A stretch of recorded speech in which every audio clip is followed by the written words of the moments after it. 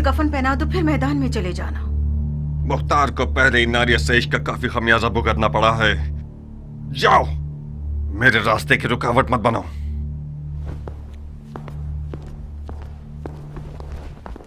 क्या हुआ नारिया?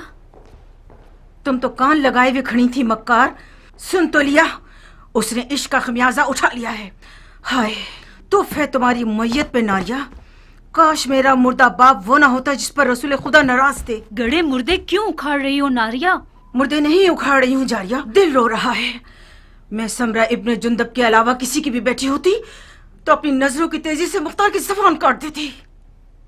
अब भी कर सकती हो। नहीं हो सकती जारिया, तुम्हारे चचा जान के वसवसे ज्यादा कारी थे। वो मैदान में उतरना चाहते हैं।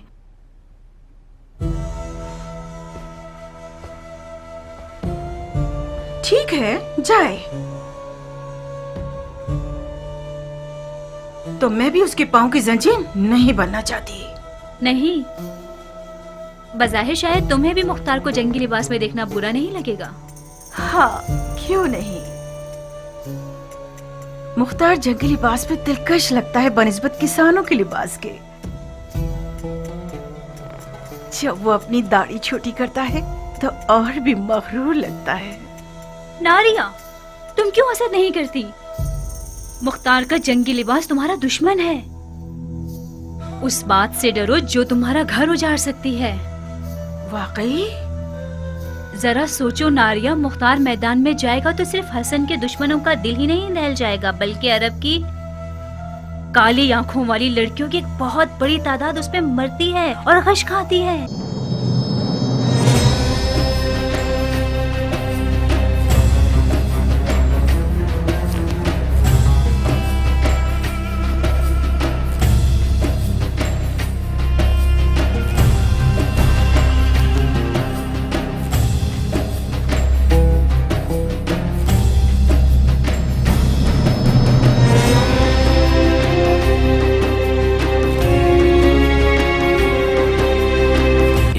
अफसानों में एक पहलवान है जिसका नाम है रुस्तम, जो अजदहा और बड़े से बड़े देव को मार डालता है। मकसद? तुम रुस्तम की शबीह बन गए हो, जो नामुमकिन जंगों का पहलवान और दुश्वार मैदानों का फातेह।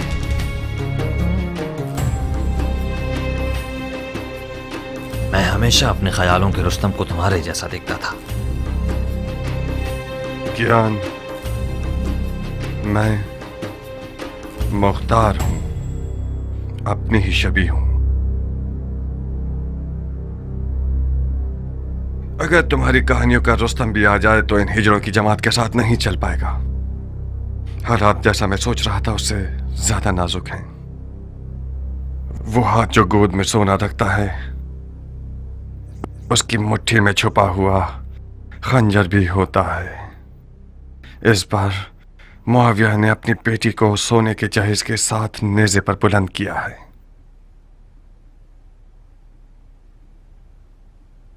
फकत खुदा ही इमाम मुश्तबा को इस मक्कारी के शर से महफूज रख सकता है।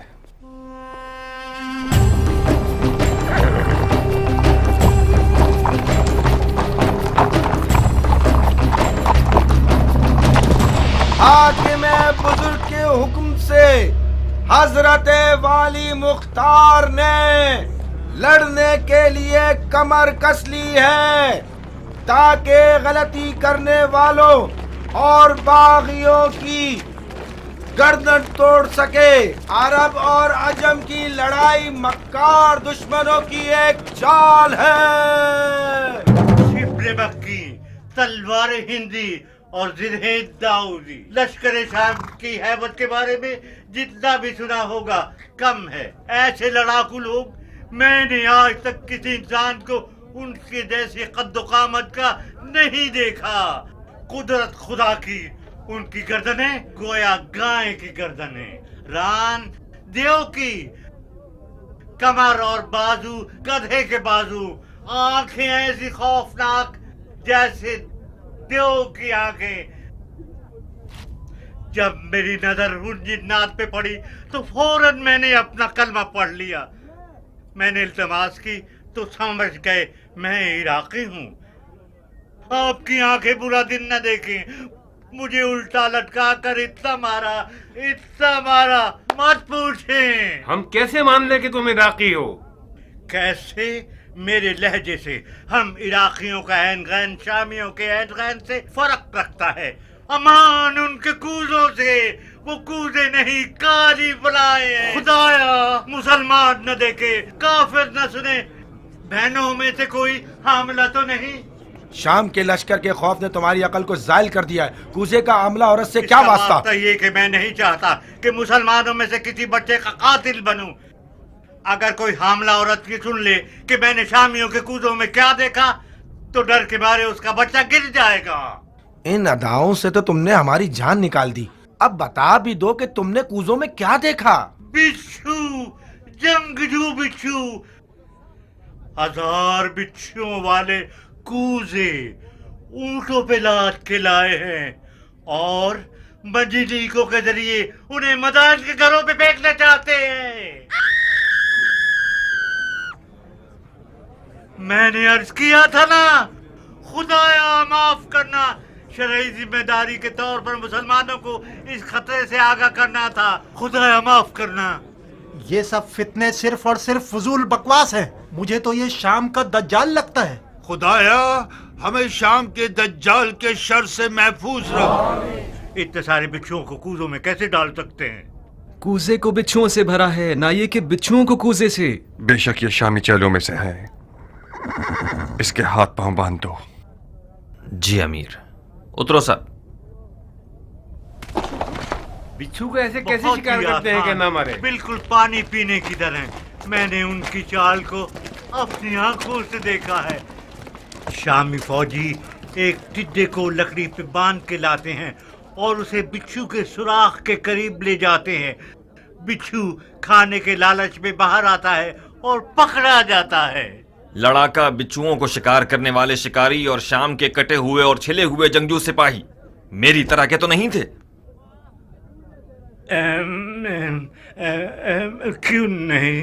क्यों नहीं, शक्लो हैत पर तुम उनसे कम नहीं हो, मगर कद्दो कामत में उनके एक तिहाई भी नहीं हो। अगर गलती ना करूं तो कहीं देखा है मैंने। हाँ। बेगैरत, तुम्हें शर्म नहीं आती? इन किस्से कहानियों से लोगों को वहशत में डालते हो। अपने शहरो दियार के लोगों की बेघरी को कितने सिक्कों में बेचा है तुमने, खयानतकार। नमक हराम के हाथ कट जाए, उससे सही तरह पेश आओ। तुम्हारे हाथ नमक हराम नहीं है, खयानतकार है। मैं इन्हें काट दूंगा। इन झूठों के इसके हाथ पांव बांध दो। आप लोगों को मारना चाहते हैं। ये लोग आप सबको अपने ऊपर आने वाली बला के सामने ढाल के तौर पर इस्तेमाल करना चाहते हैं। मैं लोगों का सौदा कर रहा हूँ। ये तुम लोग जो एक भी सीधी आंत तुम्हारे पेट में नहीं है, जंग की खबर को क्यों छुपा रहे हो? इराक के लश्कर का हार मानना झूठ है या हसन इब्ने अली का जख्मी होना? जब इन्हीं बिच्छुओं में से एक तुम पर छोड़ूंगा ना, तब तुम्हें पता चलेगा कि तुम्हारी क्या जिम्मेदारी थी। ले जाओ इसे। लोगों, इराक के लश्कर में सिर्फ चंद बेजान, अंधे, बहरे और बूढ़े बचे हैं जो साबात में मलकुल मौत का इंतजार कर रहे हैं। ए लोगों, शामियों की नई चाल को उनके चेले की जबान से सुन लिया आप लोगों ने। अब कुछ जुमले अमीर मुख्तार सकफी से सुन लीजिए, जो आज से मदाइन के मामलात और उमूर के जिम्मेदार हैं।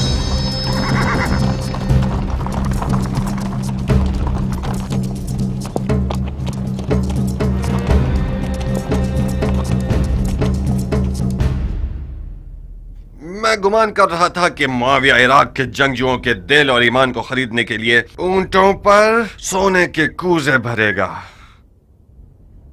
मगर ये लड़ाकू बिच्छू उन्हीं मज़े का खेज चालों में से हैं जो सिफ़ैन में कुरान की सूरत में नेज़ों पर बुलंद किए गए हैं। सच तो ये है कि इराक अरब हमेशा से शामियों का बहुत ताकतवर हरीफ और मध्य मुकाबिल रहा है और है। शाम के बहादुर अगर जंग लड़ने वाले मर्द होते तो इन बिच्छुओं का सहारा न लेते। इन लोगों की तमाम तर उम्मीदें आप लोगों की जहालत पे टिकी हुई हैं। लश्कर इराक के सोना पसंद लोग मैदान जंग में दाखिल होने से पहले ही मुआविया के सोने पर बिक चुके हैं।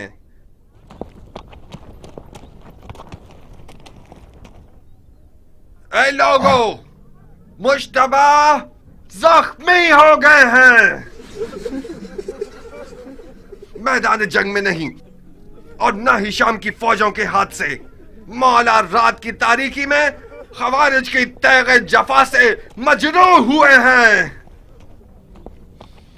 आज आपका शहर, शहर मदाइन, रसूल अल्लाह के बेटे का मेजबान है और शुक्र खुदा कि उनका जख्म ठीक हो रहा है और बहुत जल्द बिस्तर से उठकर मुआविया के इन हीलों का मुंह तोड़ जवाब देंगे। और मैं मुख्तार सक़फ़ी आज से ये कसम खा चुका हूं कि आज से हर खाइन और मशकूक आवाज को नुत्फे में ही मार डालूंगा। और ये शहर, शहर मदाइन, आपके शहर को खुदा की मदद से ऐसे शामियों के चेलों से पाक कर दूंगा।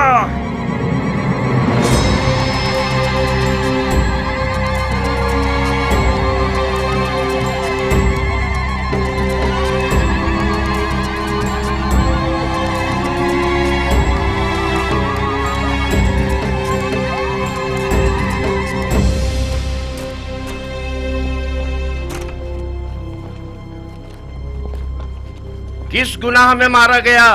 ऐ मदाइन के लोगों, किस गुनाह के जुर्म में? आप लोगों को एक बेहुदा जंग का लुक़मा बनाना चाहते हैं। आज आप लोग उस शख्स के मेहमान हैं जिसकी खातिर आप लोगों का खून बहे जाने की कोई दलील नहीं है या नामूस की बेहुरमती हो। कहीं देर ना हो जाए और शामी आप लोगों पर मिंजनीकों से और रोमी तोपों से हमला करके आपके घरों को जला दें। हसन इब्ने अली के पास क्या जवाज है कि वो आपके शहर की तरफ आए जबकि उसे पता है कि वो जंग हार चुका है। मैं उन मुजाहिदों के मजमे से आ रहा हूं जो अपने शहीद भाई जरा इब्ने सनान के अज़ादार हैं। वो शहीद जिसने सिर्फ कसद कुर्बत की नीयत से अबू तुराब के बेटे को जख्मी किया और खुद शहादत पर फाइज हो गया।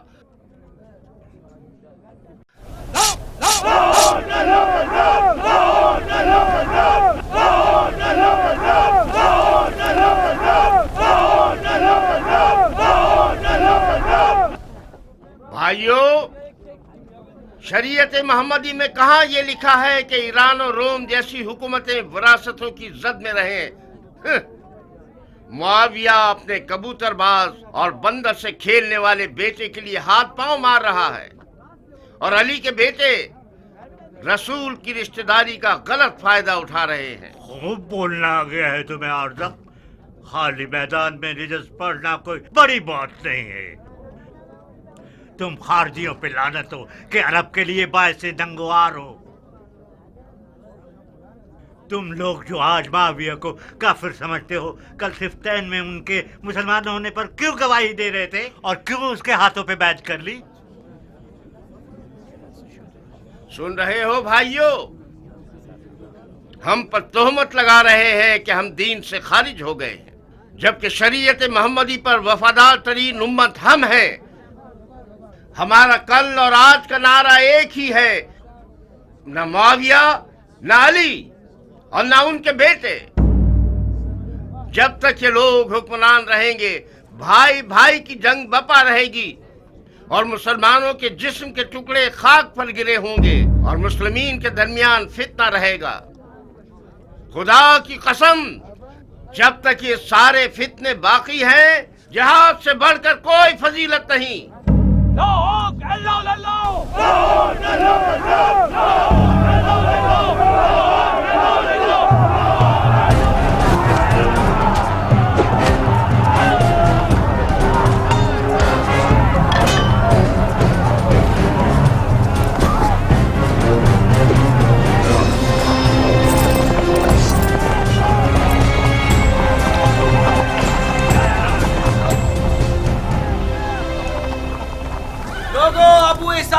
क्या हुआ? मुख्तार ने खेती बाड़ी छोड़ दी? अगर जरूरत है तो मुख्तार की मौजूदगी में रजस खानी करो। ये तनाजा अब देखने वाला है। अब आया मद्दे मुकाबिल। ढंढोरा पीटने वाले तो उसके अमीर मुदायन होने का ऐलान कर रहे हैं। अमीर मदाइन तो था। मुख्तार अमीर मदाइन कहाँ से हो गया? मदाइन का अमीर मुख्तार का चचा है। हाँ।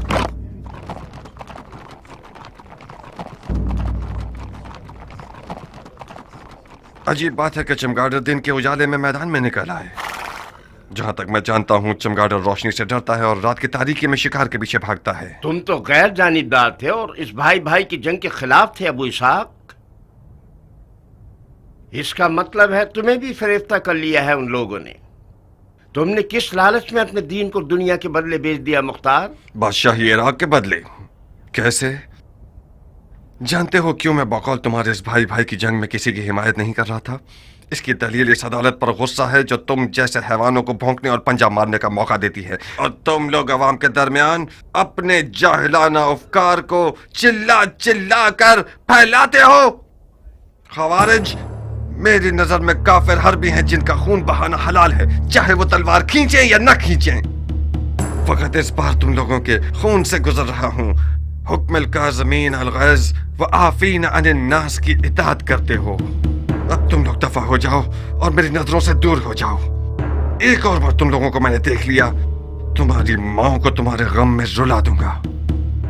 जाओ और इस पैगाम को अपने खबीस दोस्तों तक पहुंचा दो। क्या तुम्हारी तलवार भी तुम्हारी जबान की तरह रजस खानी करती है इराक के मुस्तकबिल के बादशाह?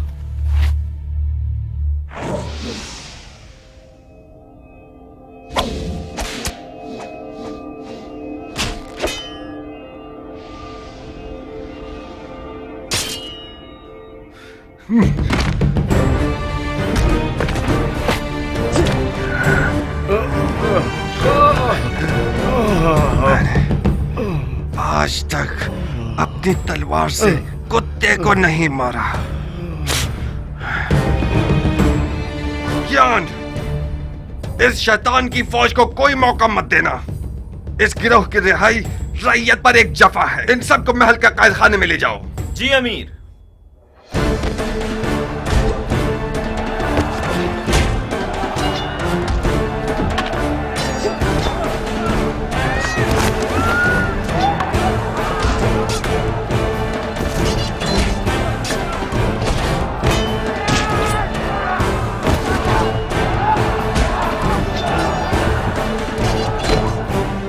और तुम लोग अच्छी तरह से कान खोल कर सुन लो। आज के बाद कोई भी तलवार या लकड़ी या छुरा वगैरह लेकर शहर में शोर और बलवा बर्पा करेगा, वो मेरा दुश्मन है, मुजरिम है, चाहे वो अरब हो या ईरानी, उमवी हो या अलवी। आज के बाद मदाइन में अमन अमान का जिम्मेदार मुख्तार है और कोई नहीं। चोर चोर चोर।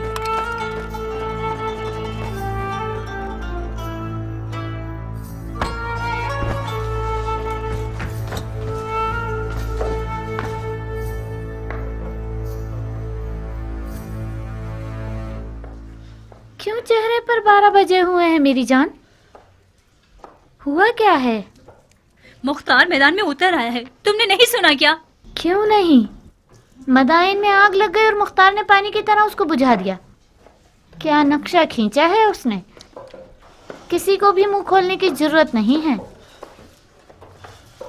उसे घर में रोकने में नाकाम हो गई ना? मैं नहीं कर सकी हनाना, वो जाल में नहीं फंसा। और तो और नारिया का इश्क भी उसे रोक नहीं सका। उसने अपने कान हर वसवसे के लिए बंद कर लिए हैं। तुम क्यों अपने आप को परेशान कर रही हो? अगर मुख्तार मैदान में उतर आए तो क्या उसने उमर के हाथ बांध दिए हैं? जब उमर इराक का बादशाह बनना चाहता है तो फिर तो उसे मुख्तार की रुकावटें हटानी पड़ेंगी। क्या वो ऐसा कर सकता है हनाना? अगर तुम चाहो तो कर सकता है। अब उसने कौन सा ख्वाब देखा हुआ है? अच्छा ही देखा है बेटा। उमर और मुख्तार बचपन से ही दोस्त हैं। मामले को मिलकर हल कर लेंगे। इधर आओ। अगर तुम सुनोगी तो तुम्हारे होश उड़ जाएंगे कि उसने तुम्हारे लिए कौन सी चाल सोच रखी है। इन रगने वाले मजूसियों को कत्ल कर दो।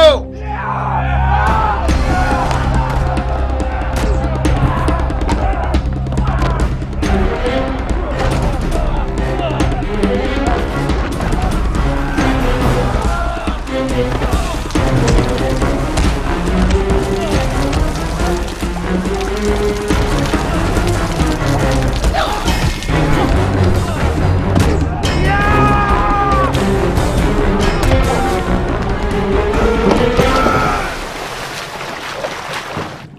ए जाहिल मजूस, तुम लोग वजबुल कत्ल हो, तड़पो और तड़पो। हक किसके साथ है? हाँ, मुआविया या अली? हट जाए ऐसे नस्ल परस्त अरब। वो सिर्फ या दो जो माविया के कुत्तों की खुराक में से लेकर आए हो। हक उसके साथ है जिसके पास सोना है या खुदा की ताकत।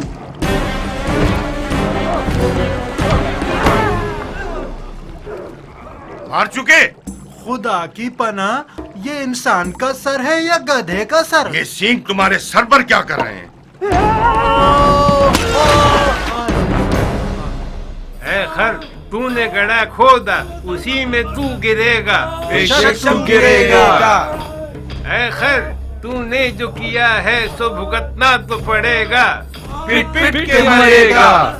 ए खर, क्योंकि तू गधा है तुझे चाबुक भी पड़ेगा। सहना तो पड़ेगा। ए खर, तू धोबी का कुत्ता है जो ना घाट ना घर का। शैतान का चेला। क्या भैंस की बदबू ने तुम्हारे दिमाग को सड़ा दिया है?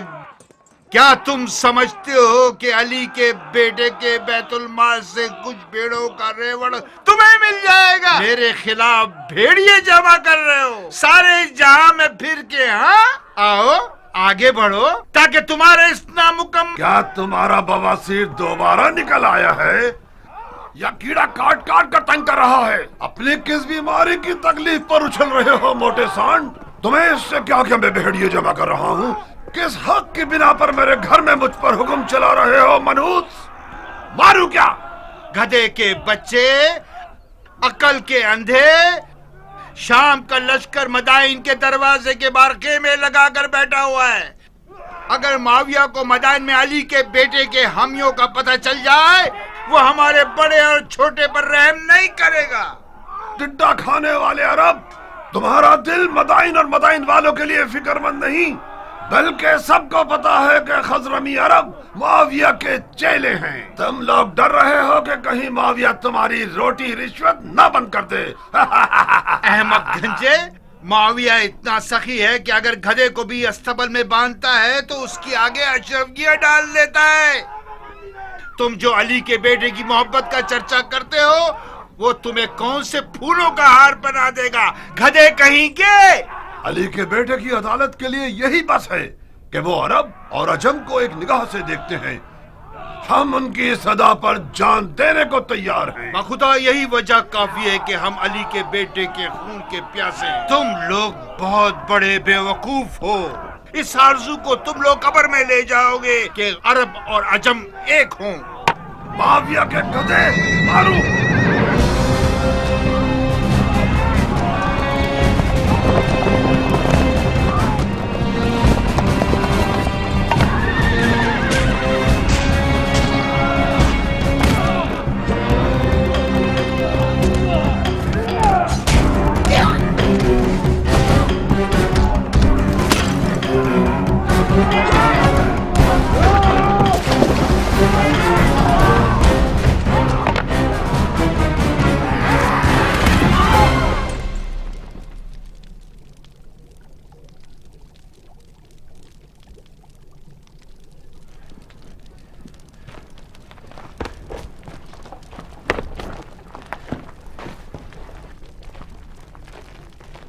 अरब लोग किस कबीले से हैं?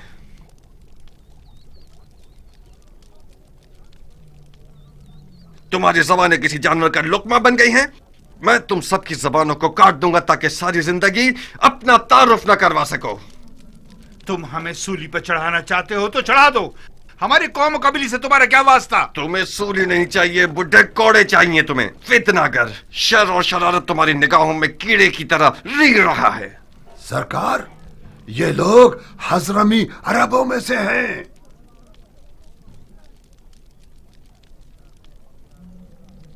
तुम अजमों के किस शाखे से हो? दीलम के अजमों में से हूं।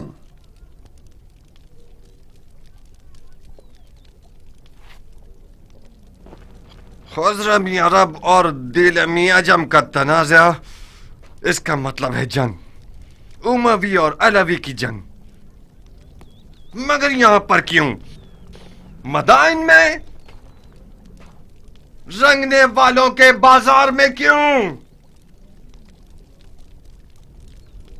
शहर के अंदर तनाज़े का मतलब फितना अंगेजी, यानी जंग, कानून और अमन के खिलाफ जंग, अमीर से जंग।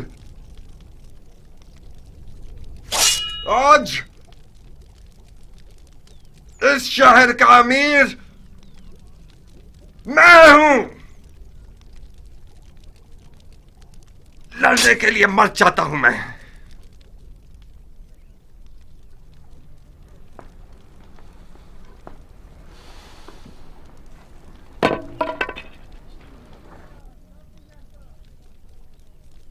कियान। जी अमीर। इन सब के नामा अमाल का बगौर जायजा लो। जिसने भी कोई जर्ब लगाई है या खाई है वो मुजरिम है। जनाब आली, आप पूछेंगे नहीं ये शोर शराबा और लड़ाई किस बात पर है?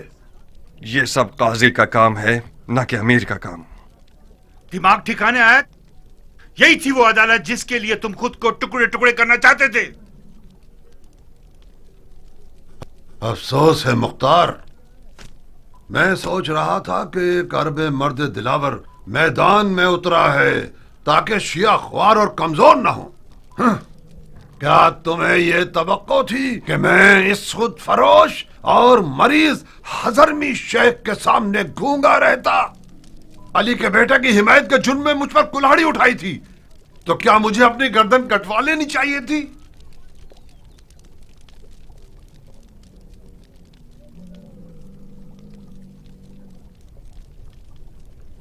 जो बरहक है वो अदालत और काजी के फैसलों से डरता नहीं है। और हाँ, वो शिया जो दुश्मन की चाल में मददगार साबित हो, उसके लिए बेहतर यह है कि वो जिंदान में ही रहे और सड़ जाए। मुख्तार, खालुल मोमिनीन माविया इब्ने अबू सुफियान उस जंग का जीतने वाला बादशाह है जो मोहम्मद की मीरास पर उठाई गई है। तुम और तुम्हारे चचा उसमें रुकावट नहीं बन सकते। तुम सियासत के आदमी हो मुख्तार। अली के बेटे और इराक की हुकूमत के बीच सौदा क्यों नहीं कर लेते?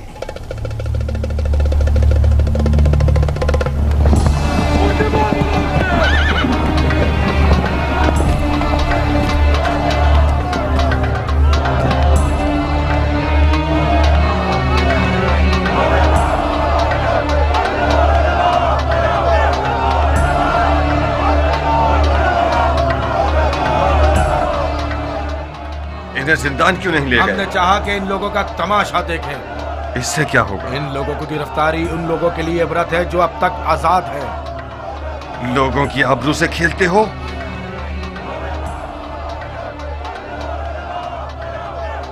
लोगों की नजरों से इन्हें दूर करो। जी अमीर।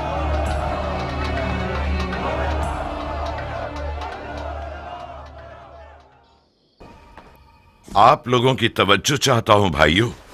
शायद अपने भतीजे की मदद से आप लोगों की जरूरत को चंद दिनों के लिए हल कर सकूं। ये मेरे भतीजे मुख्तार हैं।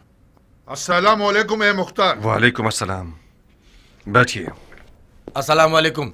वालेकुम अस्सलाम। अस्सलाम वालेकुम। वालेकुम अस्सलाम। अबू उबैद के बेटे मुख्तार के बारे में बहुत कुछ सुना। मुझे फख्र है आपसे मुलाकात पर। ममनून और मशकूर हूं। बैठिए। खुदा रहमत नाजिल करे गुज़िश्तगान पर। जैसे ही दरवाजे से अंदर आए हो, मुझे ऐसा लगा कि मेरा भाई अबू उबैद आया है। तुम्हें पता है इस लिबास में किस कदर उसकी शबाहत रखते हो? मरहबा मेरी जान, तुमने मेरी इज्जत बढ़ा दी। तुम्हारी खबरें एक एक बारीकी के साथ मुझे मिल रही थी। क्या ज़र्ब-ए-कारी लगाया है तुमने? मैंने सुना है कि मुफसिदों ने अपने हाथ मलना शुरू कर दिए हैं। खुदा का शुक्र है कि हालात पुरअमन हो गए हैं। अब तमाम सिपाही हालात पर मुसल्लत हैं। मरहबा मेरी जान। हम इन वाकयात से पहले जो भी कुछ अपने अंबार हुकूमत में रखते थे वो इमाम के हुक्म पर बेच दिया। इस वक्त हुकूमत के मौजूदा अंबार मेरे हाथ की हथेली के जैसे हैं, साफ और पाक। बहरहाल मैं मदाइन के मालदार बाशिंदों की मदद से नाउम्मीद नहीं हूं। आप लोग साबात चाहिए। मैं कोशिश करूंगा कि सबसे पहले काफिले के साथ कुछ जरूरी अशिया और खाना वगैरह भिजवा दूं। खुदा आपकी इज्जत और जाहो मकाम में इजाफा फरमाए। अगर इमाम के पास आप जैसे 10 अफराद होते तो आज वो मुसीबत में ना होते। मगर मशीयत इलाही का क्या होगा भाई?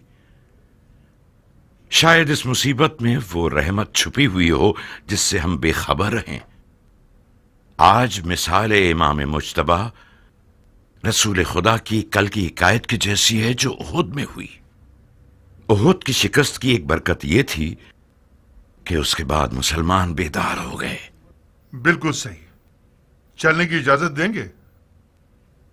खुदा की पनाह में महफूज रहिए आप सब। जनाब मुख्तार, आप इराक के नामी गिरामी बहादुरों की नस्ल से हैं, दलेर और बहादुर मर्दों की नस्ल से। आपकी जगह नबी के फर्जंद के पास खाली थी। हमें फख्र होगा कि हम आपकी हमरा तलवार चलाएं। जो खुदा चाहे सरदार, पनाह हक में। खुदा हाफिज। खुदा आप लोगों का मुहाफिज रहे।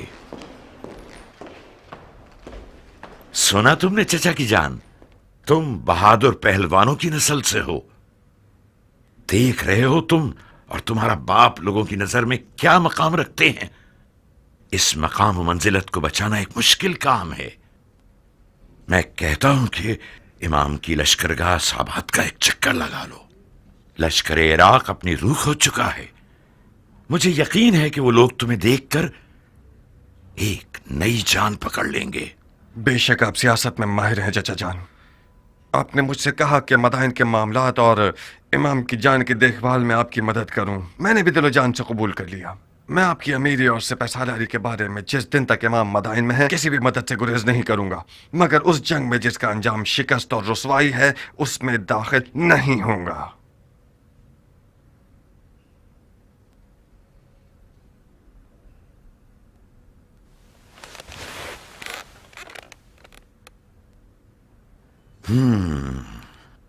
इसका मतलब है कि जो कुछ हुआ उसका उजाला नहीं करना चाहते। नहीं चाहता नहीं, बल्कि नहीं कर सकता। क्यों नहीं कर सकते? तुम फरमा रवाई और मामलात को संभालने में एक बेमिसाल महारत और कुदरत रखते हो। तुमने एक आधे दिन में मदाइन को तस्खीर कर लिया। क्यों ऐसा सोचते हो कि इराक की एक निडाल फौज में दोबारा जान डाल दो? मैंने मदाइन को आधे दिन में फतह कर लिया क्योंकि मैं एक मुकम्मल इख्तियार रखता था, क्योंकि मैंने सरकूबी की सियासत से काम लिया। इमाम इस तरीके से मुत्तफिक नहीं है। क्यों? क्योंकि इस तरीके में मुमकिन है कि बेगुनाह लोगों की भी कुर्बानी हो जाए। रंगने वाला बहराम इसका एक नमूना है। मुझे पता है कि वो बेगुनाह है, मगर उसे बंद नहीं करता तो अरब और अजम का शोर खामोश नहीं होता। बहुत खूब, यह भी एक दलील है। मुझे उम्मीद है कि इमाम का मदाइन में रुकना ज्यादा तूलानी न हो। तुम्हें किस बात का गम है मुख्तार? मेरी खेती बाड़ी, मेरी रियाया के मामलात। रोटी खाने वाले लश्कर को चलाना छोटा मशगला नहीं। कियान, मुख्तार के एक अहम मशगलों में से एक तुम हो। इस शेर बहादुर को औरत, ज़राअत और रोटी पानी में कैद किया हुआ है तुम लोगों ने। कियान, मेरा अहम मशगला तुम हो? मैं आपका गुलाम हूं मुख्तार। चुकंदर की तरह लाल क्यों हो गए? मरहबा इस हया, तवाज़ु और गैरत पर। इस किनाया से आपका मतलब क्या है? कियान ने जारिया को मुझसे मांगा है। मैंने तुम्हारी रजामंदी की शर्त रखी है।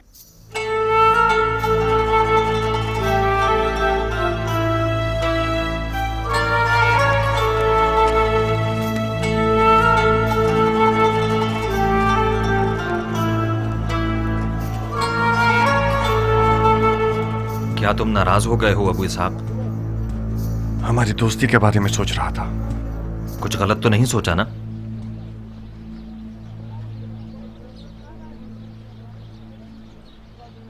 हकीकत यह है कि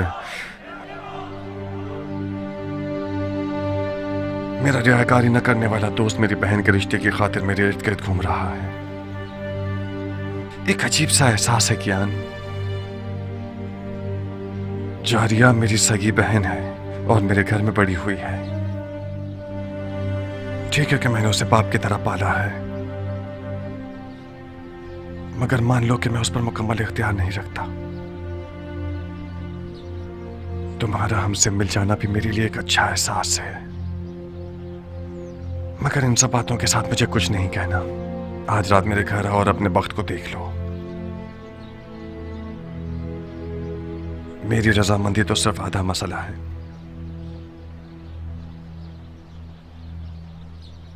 मगर हतमी जवाब जारिया देगी न कि मैं।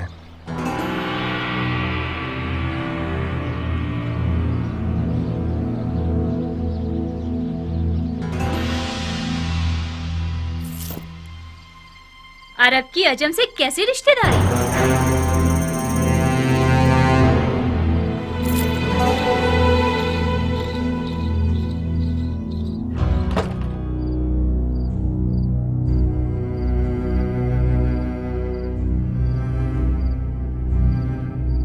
मैं शर्मिंदा हूं कियान। मुझे उम्मीद है कि हमारी दोस्ती पर शक नहीं करोगे। तुम्हारा दुश्मन शर्मिंदा हो अबू इसहाक। तुम्हारी दोस्ती मेरे लिए एक ऐसा शहद है कि कोई भी तलखी और तेजी इसकी मिठास को जायल नहीं कर सकती। आपसे रिश्तेदारी मेरे लिए एक गहरी मिठास का बायस थी जो कि बदकिस्मती से ना हो सकी। इस लड़की की लापरवाही और बेअदबी बेजवाब नहीं रहेगी। मैंने जितनी रोटी उसे खिलाई और लिबास पहनाया, उतना हक भी रखता हूं कि उसे तमीज सिखाऊं। मरहबा मरहबा उम्मे साबित, क्या बिच्छू आस्तीन में पाला है तुमने। मेरी हुर्मत जहन्नुम में जाए। ये होती है मेहमान नवाजी।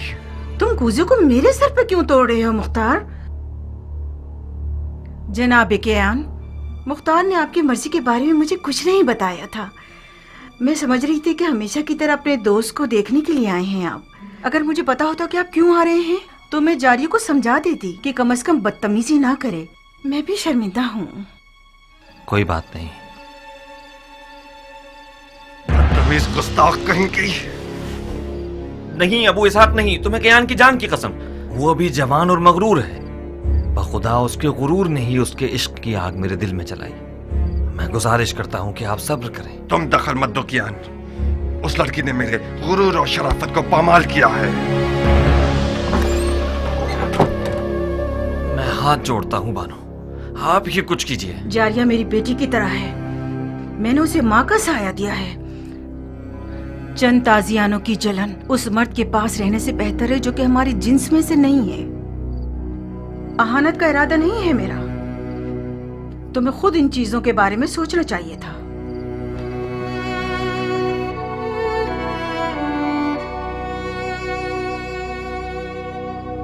मुझे यकीन नहीं आ रहा कि तुम वाकई उसी मर्द के बेटे हो जिसने सबसे पहले ईरान पर हमला किया। उस मर्द के बेटे जो बहादुरों को जेर कर देता था। उस हाथी के शिकार करने वाले के बेटे जिसका अंजाम ये हुआ कि एक ईरानी हाथी के पांव के नीचे आके मर गया। तुम उस बाप के बेटे होते तो तुम्हारा गारतगर दोस्त एक बेनामो निशान ईरानी ना होता। अपने मुंह से ज्यादा बड़ी बात कर रही हो बदशक्ल बेअदब लड़की। मैं अपनी औकात के मुताबिक बात कर रही हूँ मुख्तार। मैं एक अरब की बेटी हूँ, अबू उबैदे सकफी की बेटी जो अपने आप में एक लश्कर था। तुम अब तक मुझे उस यतीम बच्चे की नजर से देखते हो जिसके भाई ने उस पर एहसान किया और उसे बड़ा किया। तुमने मेरी कफालत की ताकि मेरी जान का सौदा करो। तुम मगर मेरे दिलसोज भाई होते तो इस तौहीन को मेरे हक में कभी कबूल न करते। तुमने कैसे कबूल कर लिया कि एक बेनामो निशान ईरानी अरब की तमाम तर रस्मों को पामाल करके अपनी हवस की नजर कर दे मुख्तार? फजीलत किसी कौम, नजाद और कबीले से नहीं है नाफहम लड़की। हम मुसलमान हैं। उस ईरानी के बारे में क्या जानती हो जो इस कीने और बुग़्ज़ के साथ उस पर हमला कर रही हो? तुम एक ना से भी उसे जवाब दे सकती थी। उसने मेरी तौहीन की और मैंने भी उसकी तौहीन का जवाब दे दिया। मुझे यकीन आ गया कि जाहिल अरब का खून तुम्हारी रगों में जारी है। गौर से सुनो जारिया, अब तक मैं समझ रहा था कि हलाल लुक्मा तुम्हारी वहशियाना खुल्क को खूब को बदल सकता है। आज के बाद से तुमसे उन जाहिल अरबों की जबान में बात करूंगा, उन्हीं तैग व तबर की जबान में जिन पर इस कदर नाच रही हो। तुमने मेरे दस्तरखान पर कद निकाला है, बस तुम मेरी कनीज हो। अब तक भी यही था। तुमने हमेशा से एक बुरी नजर से मुझे देखा है। तुम मेरे मालिक हो, ना कि भाई। चाहो तो जिस भी कीमत पर दिल चाहे अपने उस ईरानी दोस्त के हाथों बेच दो मुझे। कियान को दुल्हन चाहिए, बिच्छू नहीं। मैं तुम्हें कभी भी नहीं बेचूंगा। इस कदर कुंवारी रहो, इस कदर कुंवारी रहो कि तुम्हारे सर के बाल तुम्हारे दांतों के रंग के हो जाएं।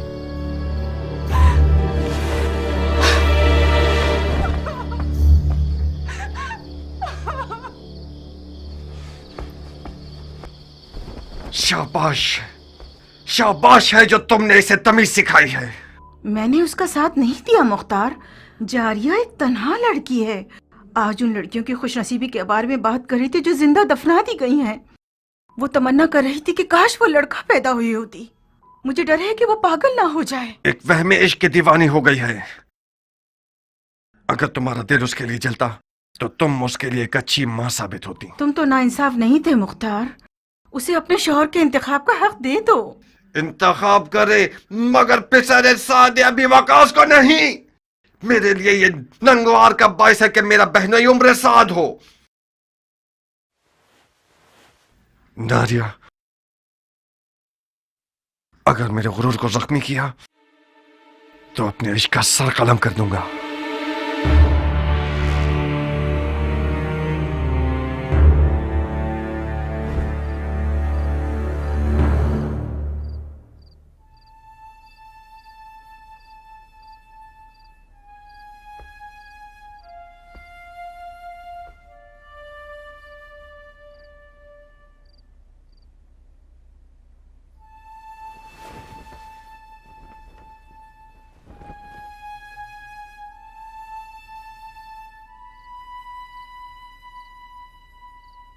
देखा अरब का अजम से क्या रिश्ता है। अगर मेरी जबान से इनकार सुन लेते तो शायद हजारों ख्यालात तुम्हारे जहन में आते। मैंने सोचा कि तुम ना का जवाब खुद उस सरफिरी और पागल लड़की के मुंह से सुनो। वो मुख्तार जो मैदान जंग में एक नारा लगाकर फौज को डरा देता है और उनके तन बदन में रोंगटे खड़े कर देता है, उसकी अपने घर की हुकूमत में एक चूहे जितनी अहमियत नहीं है।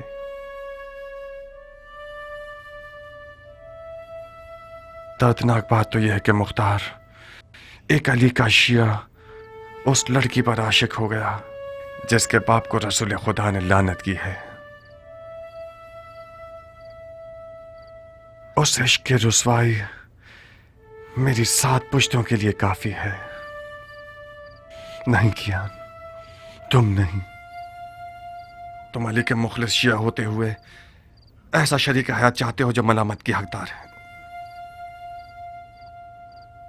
ये नंगवार काफी है कि उम्र साद एक गंदा और मक्कार भेड़िया जारिया के करीब बैठा है और अपने बाप के नाम और नमूद की बिना पर उसे फरीफ्ता कर रखा है। मेरा हाथ उस दज्जाल तक पहुंच जाए तो उसकी गर्दन उड़ा दूंगा। मरहबा, आहसाना। उमर इब्ने साद इब्ने अबी वकास के लिए फख्र का बाइस है कि मुख्तार इब्ने अबू उबैद सक़फ़ी उसका दुश्मन है।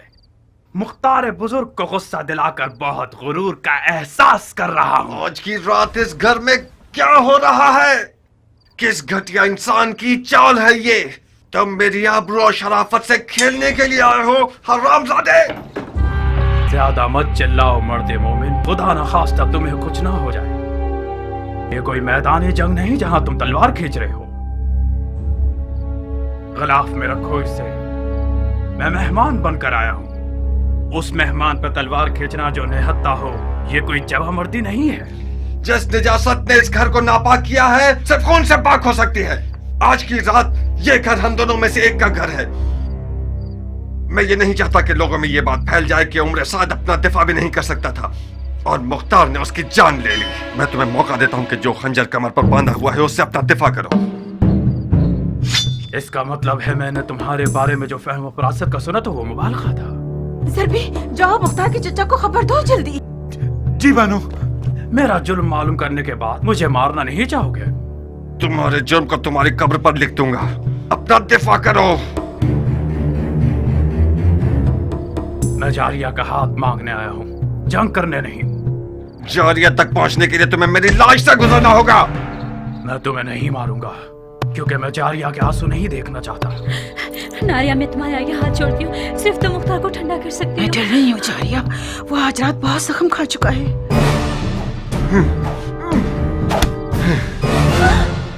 बेवकूफ ना बनो मुख्तार, हम इस मौजू को मर्दाना अंदाज में हल कर सकते हैं। मैं तो अपने सामने मर्द नहीं देख रहा। तुम अगर मर्द होते तो आले उमैया की दरगाह में किसी कुत्ते की तरह न भौंकते। मुआविया ने तुम्हारे बाप को जहर से मार दिया और तुमने बजाय इंतकाम के अबू सुफियान के बेटे के हाथ पांव चूमने शुरू कर दिए। जो अपने बाप के खून पर थूके वो उस हैवान की तरह है जो अपने ही मुर्दगान का गोश्त खाकर अपना पेट भर लेता है। खंजर निकालो, लाश खाने वाले दामद, अपना दफा करो।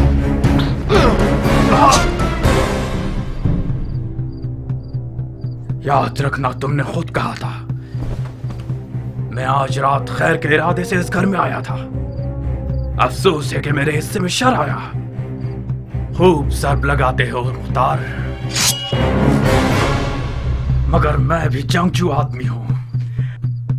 आज की रात या तो इश्क के किले के दीवाने और सर फिरे दारोगा पर गलबा हासिल कर लूंगा या फिर माशूक के विसाल की राह में जान दे दूंगा।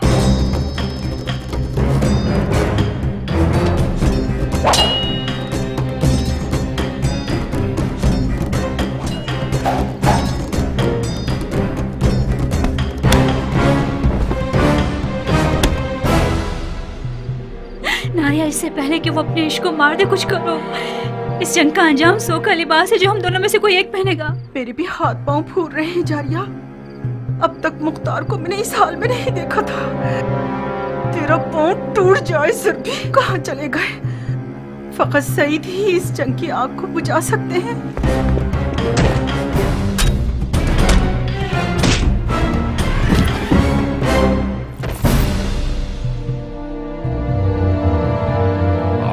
साबित कर दूंगा कि फातेह ईरान का बेटा हूं।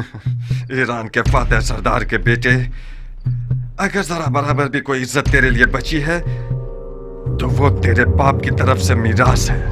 बाप की फुतूहात पर नाज करना हुनर नहीं है। मैं देख रहा हूं किस तरह तुम मिट्टी में लौट रहे हो। बेहुनर मद्दे मुकाबिल को तलब करना इतने शोर महशर का मोहताज नहीं।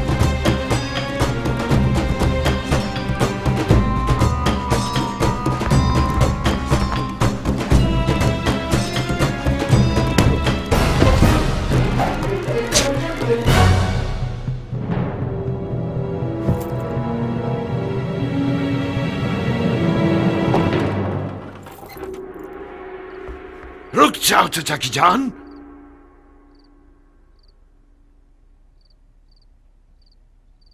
तुम कहां और सफेद महल कहां पे सरे साथ? अमर खैर के लिए आया था मैं। आपके महल के रस्सी तोड़ाने वाले कुत्ते ने मुझे पंजे दिखाना शुरू कर दिए। कौन सा अमर खैर नामर्द? हाथ मांगने आया था मैं जारिया का।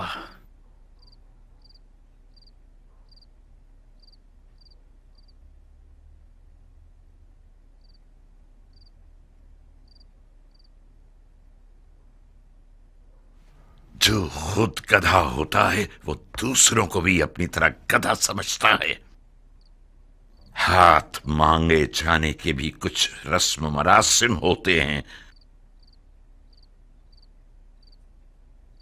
तुम घर वालों की इजाजत के बगैर, दक्कुल बाप के बगैर, और वो भी उस रात में जब सफेद महल रसूल खुदा के बेटे का मेजबान है, इस हुकूमती महल में आए हो ताकि लड़की का हाथ मांगो। तो कहाँ गलती की है मैंने? इजाजत के बगैर इसलिए आया हूं क्योंकि जानता था कि मुझे खुशामदीद नहीं कहा जाएगा। दरवाजा नहीं खटखटाया क्योंकि मुझे पता था कि दरवाजा मुझ पे नहीं खोला जाएगा। आज की रात ये महल रसूल खुदा के बेटे का मेजबान है, तो मैं भी तो रसूल खुदा की सुन्नत हसना पर अमल करने के लिए आया हूं। कहीं न कहीं गलत बयानी से काम ले रहे हो उमर। हमने हुक्म दे रखा था कि जो कोई भी बगैर इज़्न दुखूल दाखिल हो जाए उसका खून बहा दिया जाए। तुम कैसे इस महल में घुस आए और अब तक जिंदा हो? खूब, ये तो मेरा एक बाल बुलंद था कि मैं अब तक जिंदा हूं, और ये देखिए मेरा खून भी बहा है। तुम्हारा एक बाल बुलंद नहीं था। एहतमाल इस बात का है कि हमारे महल की दीवारें मजबूत नहीं थीं। शायद हमारे दरवाजे का मुहाफिज किसी दिरहम और दीनार की थैली से कमजोर पड़ गया हो।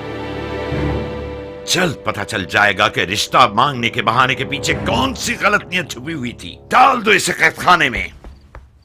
तुम तो एक अक्लमंद और बातकवा मर्द हो हजरत वाली। किस अदालत पसंद दलील के तहत मुझे कैद कर रहे हो? अभी कोई हुक्म सादिर नहीं हुआ है। तुम चंद दिनों के लिए महल के मेहमान हो। जनाब वाला, अली के बेटे के लिए कोई दरो दीवार बचे ही नहीं है जिन्हें मुझे फतह करना पड़े। आप खामखा शक कर रहे हैं। यही तो तुम गलतफहमी के शिकार हो गए हो। मैं जब तक रसूल खुदा के बेटे का मेजबान हूं, यह तहैया कर चुका हूं कि शामी शैतानों के तरीके पर हुकूमत करूं। अगर कोई दलील हुई तुम्हारे पास तो मैं मुहाकमे में सुनूंगा।